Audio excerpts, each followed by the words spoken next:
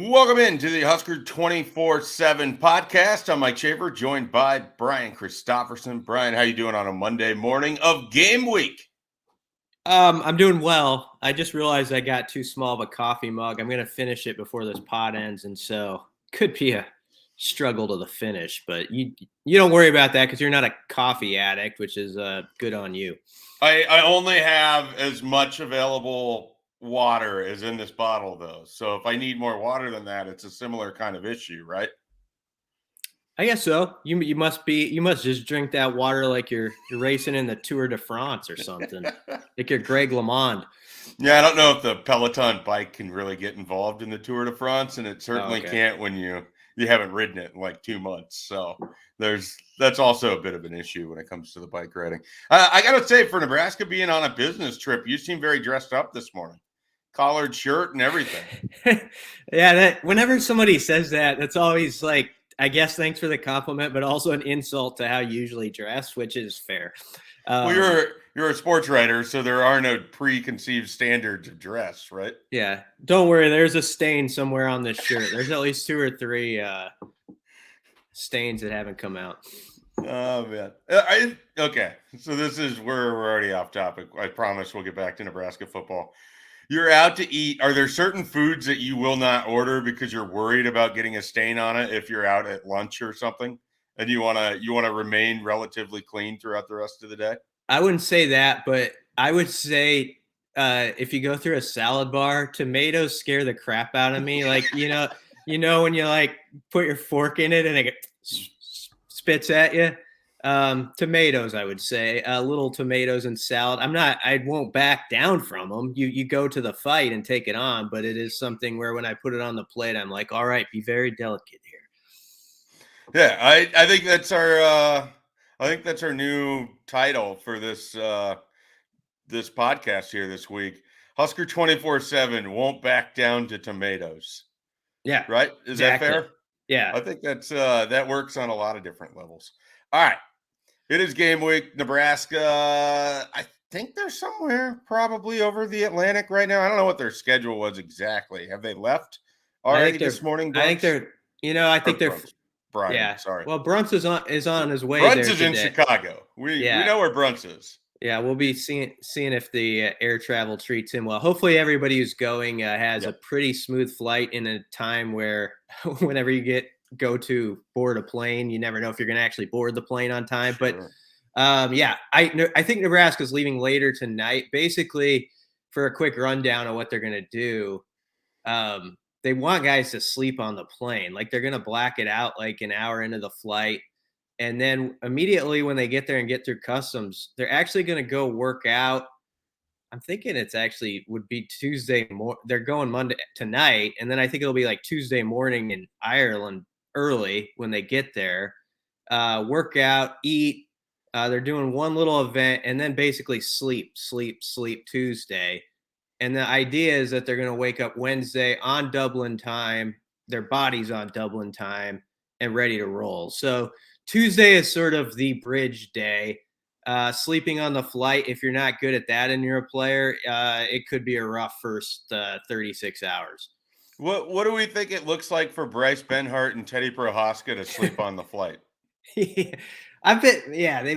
That's a good question. At least it's not like I believe when Nebraska played Kansas State in Tokyo in '92, they had to share the plane with Kansas State.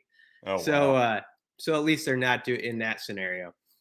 Well, that is good. That is good. There's a lot of great stories from that trip.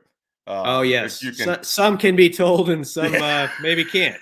I don't know. Well, I've been told some of the ones that can't, but I certainly can't relay them without fear of litigation. So yeah, we'll leave that alone. All right.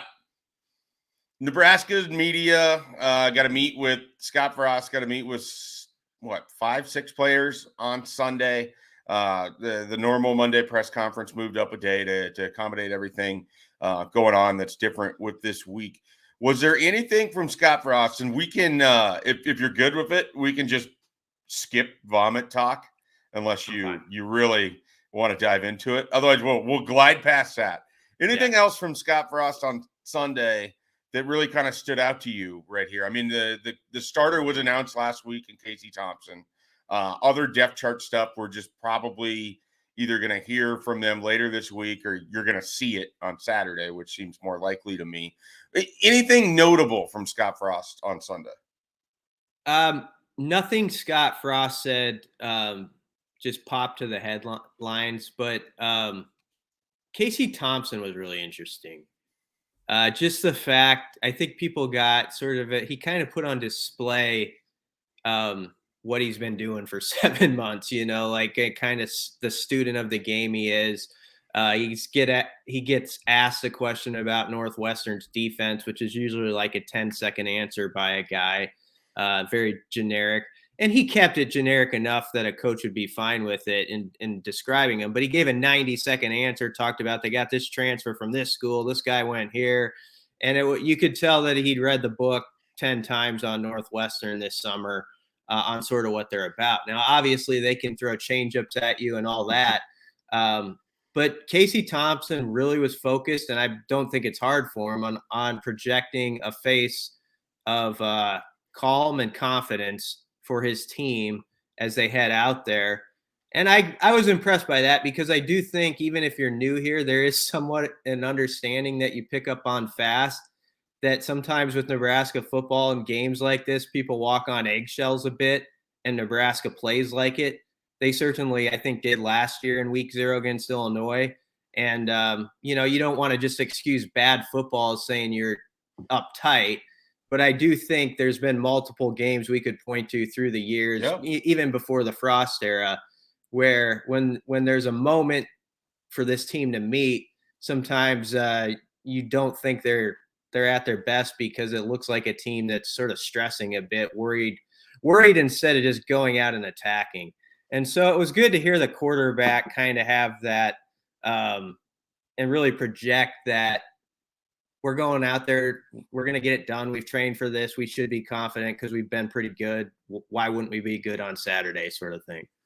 Yeah, I got to say, I mean, Casey really exhibited this sort of attitude that you want from a quarterback, and particularly a guy that's in a new situation. I mean, I can see where you would be if you're Mark Whipple or Scott Frost, you'd be pleased with how he handles his business. You'd be pleased with the sort of demeanor that he exhibited with the media there. If that's what he's like around the team, if he can be relatively calm when the bullets are flying, that's only going to help a Nebraska team that, like you said, has a tendency to play tighter more often than not. And I was just genuinely impressed with him. And then, I don't know who asked the question, but we sort of got a glimpse into kind of what his mindset is like and how he does some meditation techniques to sort of keep himself calm and in the moment, before games start. And he talked about how one of the best he's ever felt before a start was one of the biggest games of his career with Oklahoma. And he played that way. I mean, it wasn't like you couldn't put on the film and see in the first half a guy that looked like the game was moving pretty slow for him with the throws that he was making and everything else. And so I walked away from that fairly impressed by what Casey Thompson had to say as well. And then, he ran through what Nebraska has for skill position guys. I think he gave Trey Palmer a pretty large compliment, saying that he has the sort of speed and the ability of Xavier Worthy. That was a guy that, Casey Thompson meshed up with really well, I should say, in Texas's offense. And Xavier was, I think, a 900-yard receiver with 7 or 8 touchdowns. So if you're getting that kind of production with Trey Palmer, that'd be great. But he ran through what they have. And I thought it was, you don't win the game by winning the press conference by any means. But I have to say, I walked away feeling pretty good about Nebraska's decision with Casey Thompson. Not that I had any doubt that he was going to be the guy, or really was concerned that he was going to be the guy, but it just reinforced that. And it reinforced the idea that this could be, and I know it's hard to believe because it's hard for me sometimes too, that this could be a different Nebraska football team because there are different pieces on it in key situations and key places. And so it still might be a Scott Frost-led team, but it doesn't mean all of the things that they've had happen before have to occur again. And I think Casey Thompson can be a big part of that. Yeah, and as well, I'm glad you mentioned Trey Palmer. because one interesting thing Frost did say is he feels like they actually, I've never heard him say this before on the record, but they needed an injection of confidence on offense, basically, is what he put out there.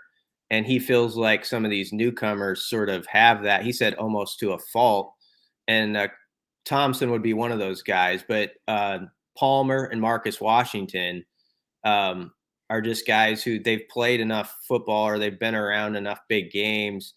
Even though Texas has struggled, they've played into high profile games. There's always a mark on them when they're playing. So Marcus Washington's used to it. And just that he thinks that's been good for the other guys, basically. Marcus Washington came up several times during the press conference with Frost and with Thompson because I think he's one of the stories of the last 2 months in this program. I mean, he came up here in June, and I don't know, Schaefer, I would have maybe put him at 5th or 6th at the time. And now I think he's 2nd. Like, I think it's Palmer and Washington are the top 2. And then there's people can read the names. It's sort of the 6 or 7 you would guess at receiver, I think. But that's a guy who has a chip on his shoulder too. And that's the thing you can get with some of these portal guys where you can catch them at this, it's now or never time for them. Like we call this a make or break season for Husker football, but that's the way Casey Thompson doesn't back away from that pressure personally for him. He knows that's kind of what it is as a football player. He's worked his whole life to be this guy in this moment. And last year he thought he had reached that. And then you hit your hand on a guy's helmet and it sort of changes the whole direction for a player. And he probably, who knows, he's maybe not even here if he doesn't hit his hand on an Oklahoma guy's helmet in that game.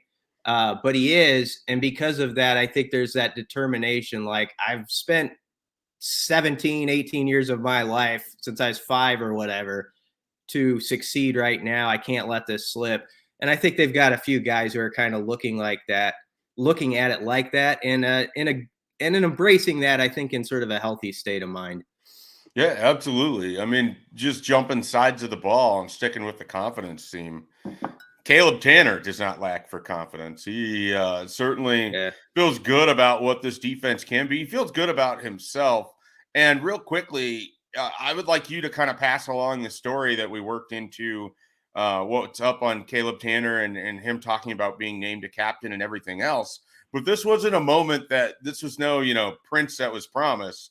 This was a guy who had to go and re-earn the respect of his teammates and re-earn the trust of the coaching staff. And not only did he do that, but he made himself a pretty important leader amongst that locker room in the process. Yeah, I would say around here, and I'm fine with this. I don't think Nebraska media focuses like when guys are sort of down in the dumps and sort of haven't figured it out yet. But sometimes you hear those stories like 4 years after the fact when a guy does get through it, comes out on the other side, and he's just a mature guy and player. And that is an example of what we saw in Caleb Tannor, or are seeing, is when he arrived, he was on like every accountability list, it sounds like. Late to stuff, just didn't have his head totally in it at the time. And this was said by like 3 or 4 guys yesterday. They all shared the same story about him. So it was like common knowledge, like this guy has a lot of talent, but he's got to get it screwed on right here for that to be, for that moment to happen. And he did. And to go from that to being one of 4 guys who gets a captainship in a year where I think the vote was probably extremely tight. And, some on the outside are, for fair reason, enamored with O'Shawn Mathis and all this stuff. Caleb Tannor is going to have as large a say as any of those edge defenders, I'm telling you. And he's as respected for his skill set by Chenander as those other edge defenders. And it's cool that he's up talking to the media now too. He kind of shied away from that for 3 years, and not that has to be a thing. I don't get all caught up in that, but I just think he's confident in who he is right now and where he's going. And it's awesome when you see a guy figure it out. When I think I don't know that people would have bet against him a few years, but he was one of those guys you wouldn't have like bet on necessarily, and he's shown us. I mean, he's doing it. Yeah, I mean, he's set himself up for the potential to have the best season of his career. He's shown glimpses where he could be borderline unblockable. I mean, you go back to the 2019 Colorado game, he had a really good first half where he was putting pressure uh I believe Steven Montez was still the quarterback at that time. And was doing a really nice job with it, but just couldn't sustain it. It just didn't become a thing that was going to last over time. And that's sort of what it's been. There's these individual glimpses where Caleb Tannor can really turn it on. And he feels like he's past that now. He feels like he's a more complete player. And the other thing that you can tell with some of these guys, and some of it, we in the media, you hear it every August about the brotherhood and they've never been closer and stuff like that.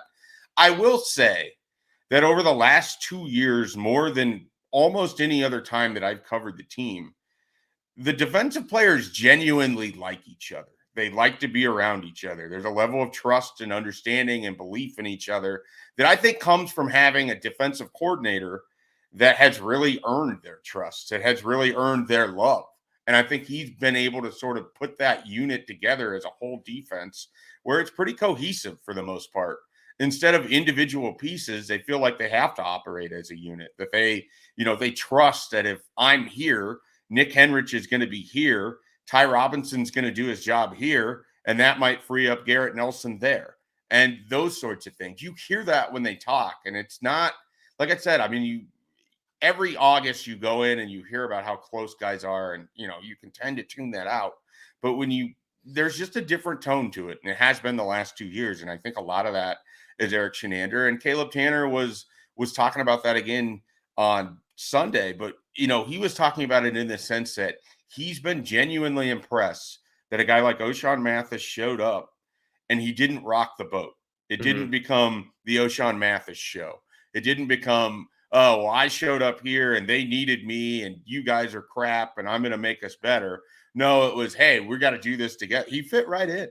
I mean, I think Caleb Tannor used the word seamless to kind of describe what it was like when he showed up. And then on top of it, O'Shawn Mathis turned out to be a guy with a really big motor, and that has in itself created more competition amongst Garrett Nelson and Caleb Tannor and the guys behind him. I mean, he was just as quick to point out that they're going to need Jamari Butler and Blaze Gunnerson to be important cogs for that whole pass rushing unit, as just as important as he and O'Shawn and Garrett Nelson can be, because they know that they can't get by with just any one of them. And so I think there's a level of maturity from Caleb Tannor that comes from sort of seeing it. He talked about being on defenses when he first got here that were bad, that didn't pursue to the ball. I mean, he didn't give specific years, but you can see where they've gotten better over time. And he even said last year, we thought we could be better than we were, and we have to improve upon where we were.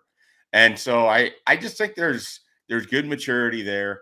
I think that he's a really good fit right along Garrett Nelson, who's sort of the emotional leader sometimes of that defense and the vocal one, but Caleb Tannor can bring from a different perspective, and they work together and they obviously trust each other. So I just think the vibe I get from the defense, I had been worried coming into the offseason because of how much you have to replace. I mean, you're replacing JoJo Doman, you're replacing Ben Stille, you're replacing those two safeties, you're replacing Cam Taylor-Britt, who I thought was a pretty important part of that team. And that's a lot. And I feel like this group has been able to account for a lot of that, whether it's the emotional leadership, whether it's the on-field leadership. Now, they still have to go out and do it, but I feel better about the defense, Brian, going into this first game than I certainly did at the start of the spring or even really the start of fall camp. Oh, yeah, way better. I mean, some of it's the talent additions that have come along since then, but you can tell in the last couple of weeks, especially, like even the last time Shenander met with the media, sometimes you just know when a coach truly believes like, hey, we're not bad. In fact, we might be pretty good. I don't want to just say that out loud yet, but we might be that kind of defense. And I kind of got that sense listening to him talk. One other thing about Caleb Tannor too, we always talk about those guys like getting to the quarterback, but I think one of the things that's going to show up, and it could save Nebraska's bacon in a game at some point this year, is he's got, I think, great eraser speed for his position label. Like, I think he's a guy who I keep going back to this play because it's a phenomenal play. I just need to find it, and we need to like put it on a clip here. But against Iowa ran a screen pass last year, and Caleb Tannor came from across the field, and it ended up being a 2-yard gain or something, and it should have been like a 40-yard play or a touchdown. And I think there's some of those plays that might not even get the credit they deserve. That with his straight line speed, Chenander said it's as good as any of those guys, actually better. That's going to pay dividends.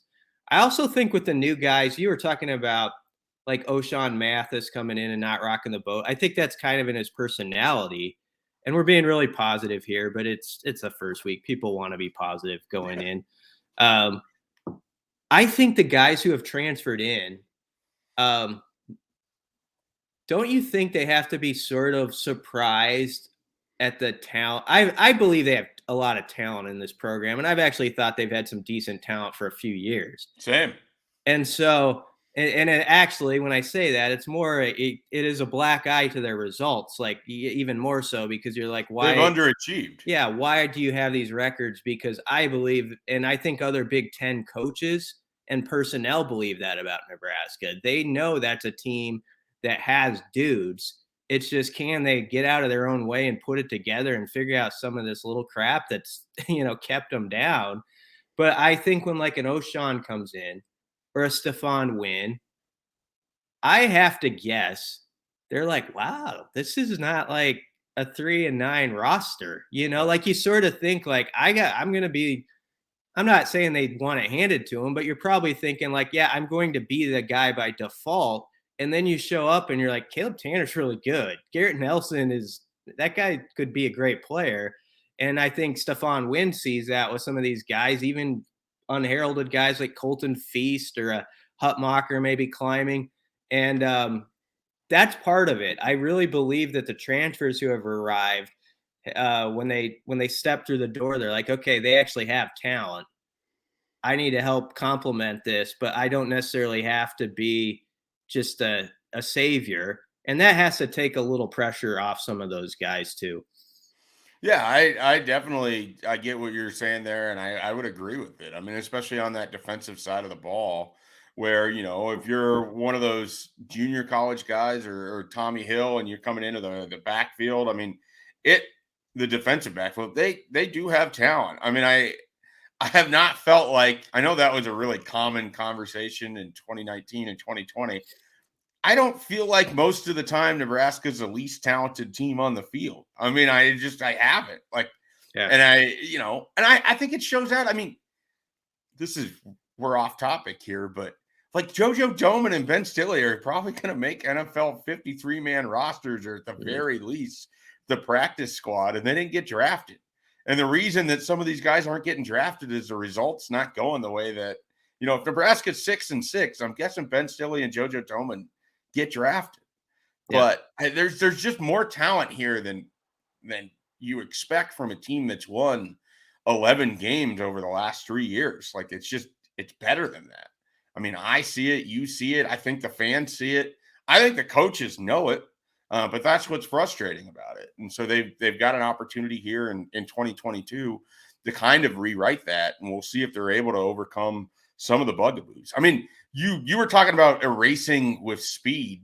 I think with this defense, as we kind of continue a sort of overarching preview of the season ahead, I think with this defense, I think there's more takeaway potential in this group than what we saw last year. I feel like with that pass rush, with Mathis, with Nelson, with Tannor, with Butler, with Gunnarsson, if you get into those situations where you're forcing a team to throw, and that puts a lot of pressure on your internal defense and your run game and your run fits, you're going to be able to either get after the quarterback, you got strip sacks or an opportunity, or even if you don't finish with the sack, guys get hands up, tip balls. Guys force a quick throw from a quarterback, and there's Quentin Newsome or Tommy Hill or one of the safeties or a linebacker or, one of their 3 nickelbacks. And I think all 3 of those guys are going to play. That position fascinates me too. But I expect this in a lot of ways to be a little bit more of a boom bust defense than what we saw last year. Last year, it felt like the strategy was, we don't think you can make a 13-play drive, go down the field and score on us. Somewhere around play 7 and 8, you're going to make a mistake. We're going to get you in third long. We're going to get off the field. We're not going to necessarily dominate field position this way, but we're going to keep ourselves in the game. This year, I really think they have the kind of team that, Northwestern comes out and they're not firing on all cylinders. It wouldn't be inconceivable for Nebraska to have 3 takeaways in that game. It's not inconceivable for Nebraska to finish the year with one of the better, interception ratios in the secondary. I mean, I think they have that kind of talent, and I think that the way they're going to play is a little bit different than the last few years where it felt like they were trying to keep everything in front of them. I think they're going to be the aggressor a little bit more in 2022. Am I off my rocker over here? No, I think you're thinking that because there's a belief that the pass rush is ready to step up. Like, it hasn't been there enough in the past, and I love everything Chenander's done, but he himself has said, we got to get home more this year, and Garrett Nelson said they need a sack more a game. We talk about that every podcast. 1.67 was the number last year. We use that. So I suspect because of that, what you're saying could come to fruition. And also, I don't think they have to necessarily, if these guys are as advertised, leave themselves too vulnerable sometimes, because I think they might be able to get to the QB in circumstances where you're not sending an extra guy or anything like that. You're just winning one-on-one matchups, or because this guy's on this side and they got to pay a lot of attention to him, the guy on the other side has a complete mismatch and uses it. So I think because of that, you will see a little bit more havoc.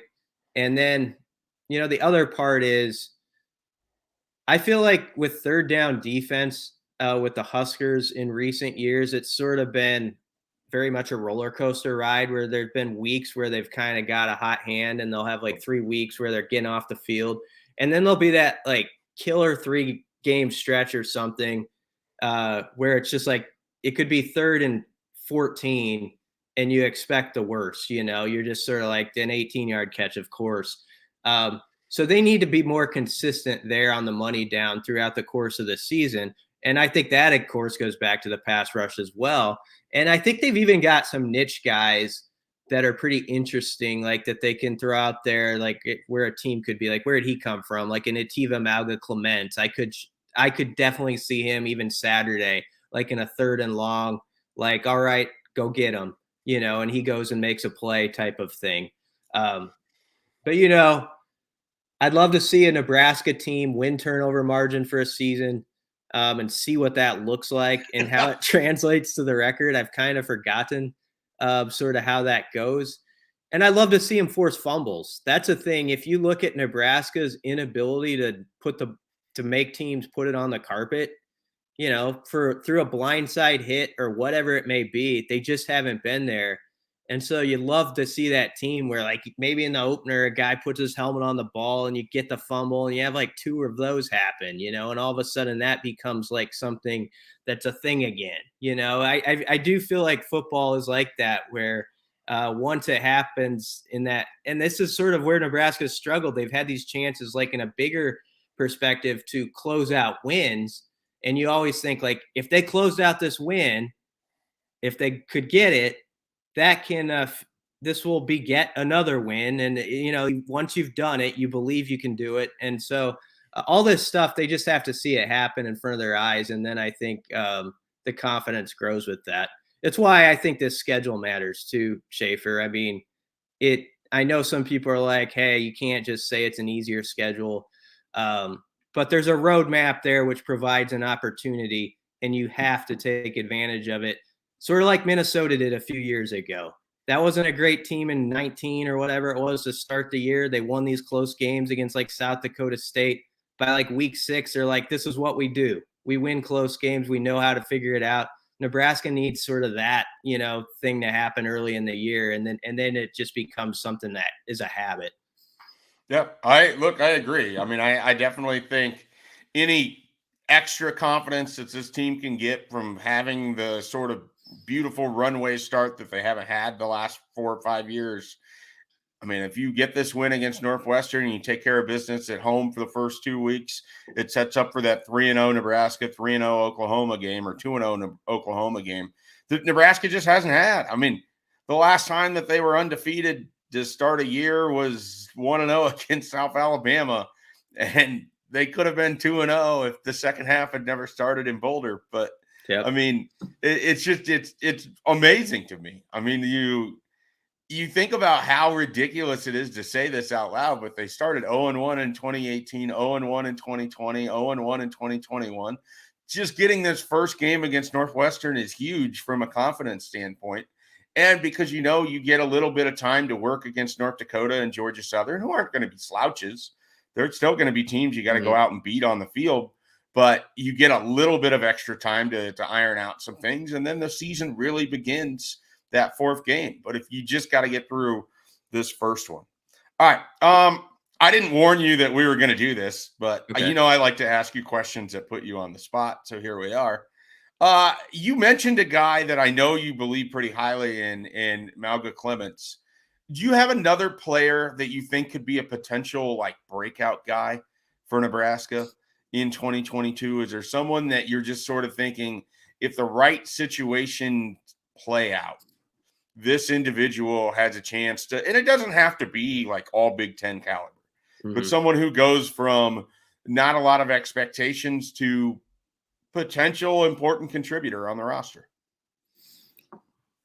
Yeah, I mean, in the sort of same category as Malga Clements, I think there's a couple. I don't know which tight end it's going to be, but I think there is going to be some. We've always kind of been focused on after Vokalek, like what's Thomas Fidone's health situation, and he's always the first guy brought up no matter what. And I hope he gets cleared and at some point can get back out there. And I think he is going to be a very good player if he can stay healthy. But because of the attention on him, sometimes people kind of move off of like a Borkercher. And I think I just hear Sean Beckton bring him up too much. I think they believe he's kind of a pretty special athlete, also out of Aurora. And I could see him being the second tight end. Chance Brewington, of course, is in that conversation too. Those seem to be the guys who come up first. AJ Rollins, I think, is sort of on the surface and might be around soon. So there's an opportunity for someone to sort of grab that second tight end spot. And really, they got to be just chomping at the bit thinking, okay, this is Vokalek's last year. I know Fidone is coming back, but I could really solidify myself as a future guy, as a piece on this offense for like the next 3 years. So there's a pretty big battle going on there to sort of get your seat, like claim the second chair, and then you can move up. So Borkercher is a guy I would throw out there. I also think Colton Feast is going to play well. I think he'll be a solid guy. Maybe he won't be the most flashy, but he's incredibly strong for a guy who's like 275, 280 playing in the interior. They say he's very fast too, like it shows off his speed. And everybody just kind of raves about how he goes to work. And I think he's the kind of guy you need in a Big Ten grind. Like you just need him to take up some reps and have an occasional pop in for a big TFL at some moment, and we're all tweeting about him. Like I could see him being a guy. I like it. Right next to the Vanilla Gorilla, Ty Robinson, right? Is that his t-shirt? Is that what it was? That's his NIL t-shirt. Yeah. I got to say, it's pretty good. I haven't heard it before. When a guy gets out there and he had something I haven't seen before, I always appreciate it. So nice work, Ty Robinson. I'm going to cheat, and I'm just going to take a position group because it could be any number of guys. But I really think that from that safety crop, they're going to get one or two guys that really become pretty good players for him. And it could be a Deshaun Singleton. It could be an Omar Brown. I think Miles Farmer has done a really nice job actually keeping himself ahead of everybody else. I kind of thought that there was a chance he may not be a starter for this first game just with the way the season ended and the talent that they put in there. But I think guys like Omar Brown and Deshaun Singleton are pushing, Miles Farmer and Marquise Buford right in front of them. And whether it's Singleton, whether it's Brown, they both have a little bit of experience. Brown has more. Brown isn't really a guy that should be a sleeper or a breakout. He's someone that if it clicks, and I think it will, he's just a guy who's played a lot of football. I mean, Eric Shenander talked about it, and they're pretty excited about him. But Deshaun Singleton's the one that people forget about a little bit. They went out and Travis Fisher wanted him. This wasn't like, we got to fill bodies back there. We need a little bit of depth. No, this is Travis Fisher went on a Saturday on a bye week, drove to where Deshaun Singleton was playing in Hutchinson Community College and watched him. And after the first half was like, yep, we're going to offer. I mean, that's what he was for him. And I think it's been maybe a little slow this spring, but I think he's had a pretty good fall camp, and he's someone that would keep an eye on as well. May not be early in the season, but he's going to push the issue, I think. And so I like the depth that they have in that secondary. I just think that, and even if you look at the cornerback spot, a guy we never talk about anymore because Tommy Hill's been so good. I wouldn't write off Braxton Clark entirely. I think he's going to be involved in this thing too. And that was a guy that, Travis Fisher has always quietly really sort of liked the way that he goes about his business. He just hasn't taken over as a starting corner, but that doesn't mean he can't help you and be an important rotational piece. So keep Braxton Clark in mind as well this season too. Even though I fully endorse and expect Tommy Hill to be every bit as good as these coaches view him as. I guess as you go through those names, we were talking about sort of defensive optimism. And I think some of it stems from that. As you go through different position groups at each level, let's say somebody did go down or was out a week or something. There's pretty interesting guys at every spot, like who if he had to pop in, I'm not saying he'd be the exact same level, but you're pretty interested at like how it's going to go, and you see potential there. Certainly in the secondary, there's no question about it. We've been a Marquise Buford fan club here for a good while. So, and I think he's a guy who you talk about somebody in week one, the first game, who could make a play or something and sort of just firmly entrench himself in Husker hearts for a couple years to come. I could see Marquise Buford doing that. Sort of like Luke Reimer did, remember, against this very Northwestern team during the COVID season in 2020. I don't know. Had like 47 tackles, I think, roughly. In like the first half, yeah. He had a sack where he almost recovered the fumble, or he did maybe. I can't remember. But, somebody like that's going to step up, I think, Saturday. And they're kind of just off the fringe right now, and people have heard about them, but now there's most of the Husker fan base doesn't follow it by the hour. And so Saturday they're going to be turning in and they're like, oh, Marquise Buford, or somebody like that. Like there's a lot of people like that. And so that's always exciting when a guy makes a play or two and suddenly he's a household name in the state. All right. We are 38 minutes into this podcast, and the only mention of the offensive line was a crack about Teddy Prohaska and Bryce Benhart having to sleep on the plane because they're 6'10". Donovan Raiola spoke to the media last week. You were over there.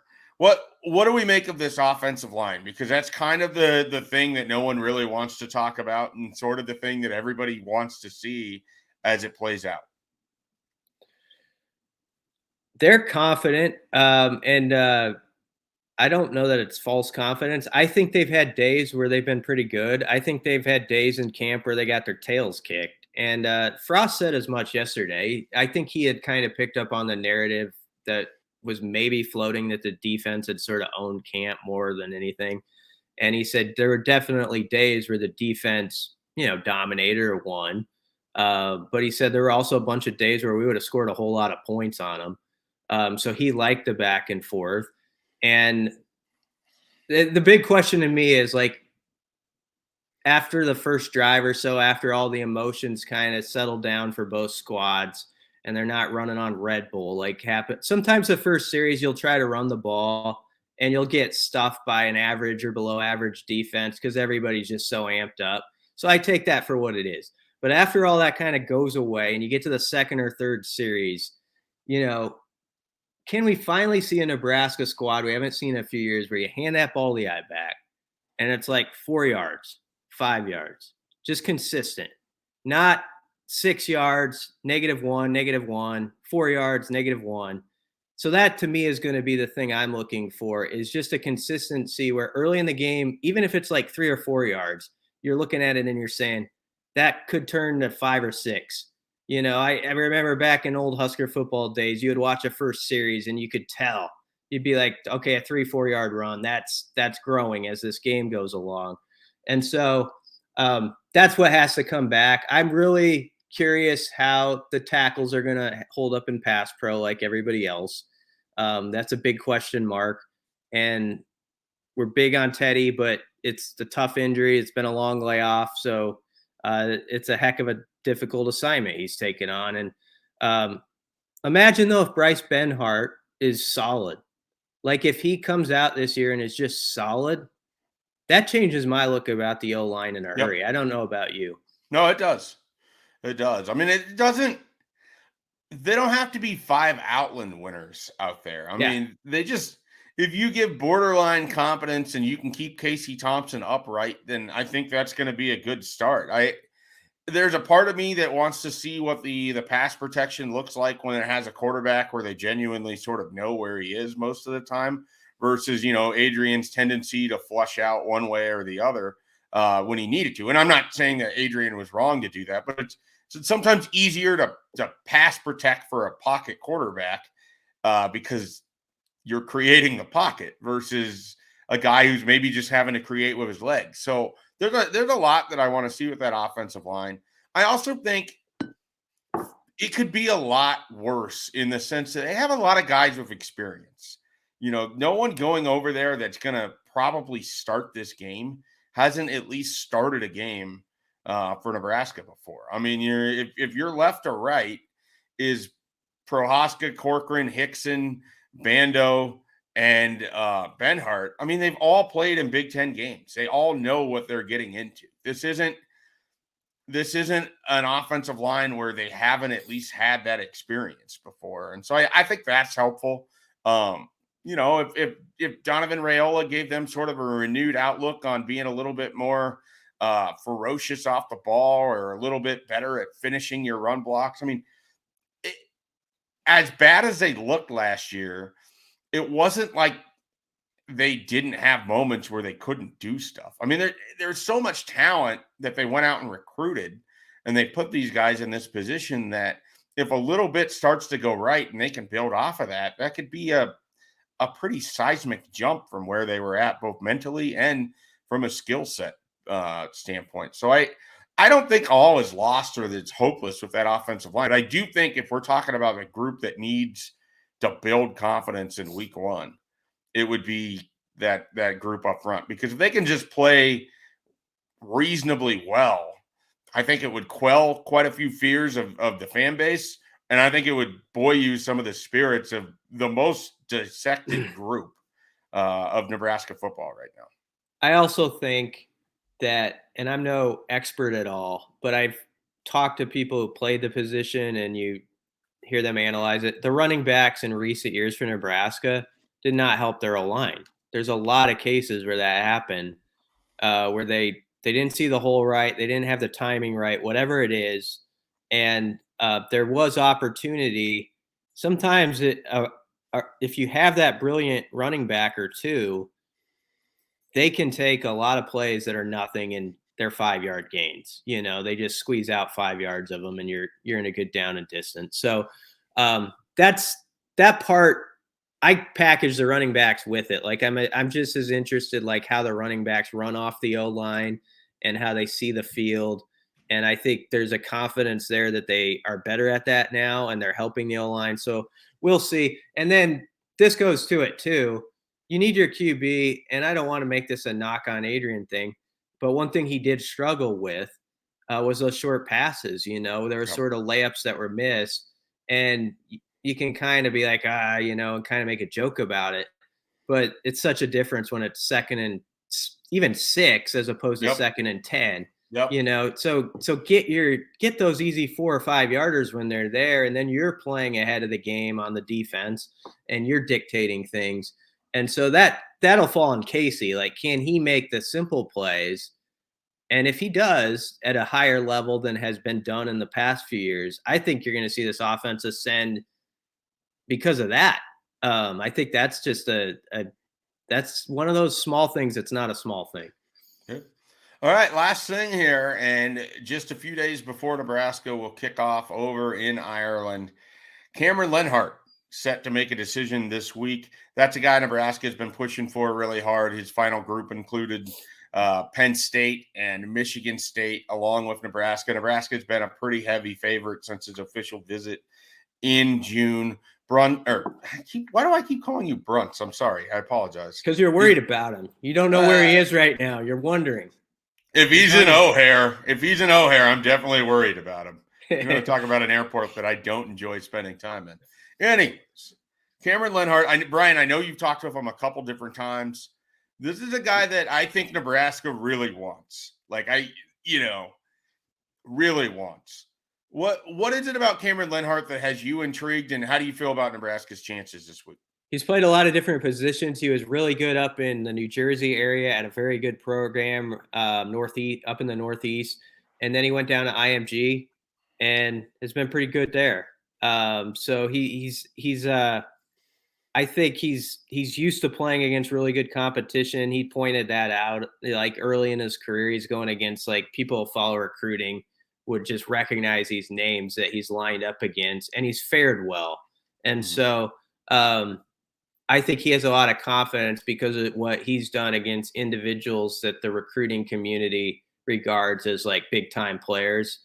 He's held his own and then some. So, and he's one of those guys, you can even see it on his picture, just some guys where you're like, really, that guy's that age, he sort of has that look about him where he's a little more put together than your average, even your very good recruit. Sometimes you're like, okay, that it's going to take that guy some time to get his frame right. Not that he won't have some work to do with that, but I think he will be further along than some others. Yeah, I think Brent and I have a term for that, and it's called 2 kids and a mortgage. So Yeah. We would see some of these guys brought in early in our time of covering recruiting, and it'd be like, at 17? Really? Yeah. We sure he wasn't just at the bank looking to see if he needs to get a second mortgage on that house? Are we sure? So, I mean, you're right. He definitely has that kind of look. And like I said, I think Nebraska is really, truly excited about Cameron Lenhardt. And if they pull this off, that'll give them a couple outside linebackers, couple edge guys. They're really, really looking forward to in this class. So keep an eye on that, and we'll have plenty of that coverage and more at Husker247. Brian, thank you for your time this morning. No, you can talk. You can say something. I didn't know if I should just nod. Thanks for having me. I didn't know. Yeah, it was good. We were pretty positive through that podcast. Yeah. But you know what? Come on. We'll go negative if we have to, if this thing just falls off the cliff. But people want to hope this week, and there's nothing wrong with that. Well, and as you are fond of saying, some year it's just going to click, and it's going to click at a high level. And why not this year? Why not 2022? That's our closing message here as we get you prepared for Northwestern. Of course, that game will be on Saturday in Ireland. We'll have all the coverage leading up. Michael Brunts will be our boots on the ground over there in Ireland. He'll be at the media availabilities that'll be happening on Wednesday and Thursday. Of course, BC and I will have plenty of coverage of other things. Cameron Lenhardt decision coming up as well. High school football underway. We'll be at some games. Several Nebraska commits and targets playing in the capital city this week. Makes it nice and easy. I just pop over to Seacrest. I love it. So we'll have that as well for you on Thursday and Friday. So be sure to check out everything. The return of the Hypecast this week too. I believe Connor Happer will be joining us for the opening Hypecast. So plenty of stuff. Husker247 is where you want to be, and BC and I will catch you next time.